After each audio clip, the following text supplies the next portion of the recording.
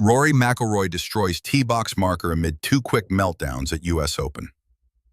Rory McIlroy made the cut at the U.S. Open, but not without a roller coaster second round filled with visible frustration and moments of brilliance.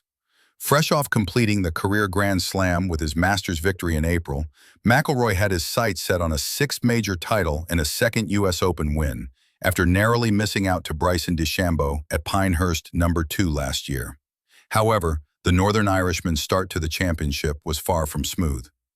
He carded a 4-over par 74 in the opening round and began the second round disastrously, with two double bogeys within his first three holes. As the cut line started to slip away, McIlroy found some momentum with a birdie on the par 4 ninth hole, followed by a par on the 10th. But his frustration soon boiled over. After an excellent tee shot on the 12th hole, McIlroy aimed to reach the par 5 in two shots, but a misjudged second strike sent his ball deep into the thick rough on the left side of the hole. In evident frustration, the world #2 angrily hurled his club down the fairway. Regaining composure, he then birdied the 15th, keeping hopes alive of making the weekend. Yet his turbulent day was not over.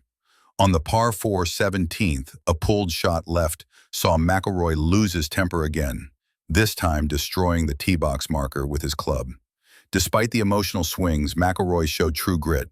He saved par from a tricky bunker and birdied the final hole, securing his place just inside the cut line. Since his sensational Masters triumph, which joined him with the elite Grand Slam Winners Club, McIlroy's form has been mixed. Reflecting on his mindset heading into the U.S. Open, he said, "I think it's trying to have a little bit of amnesia and forget about what happened 6 weeks ago.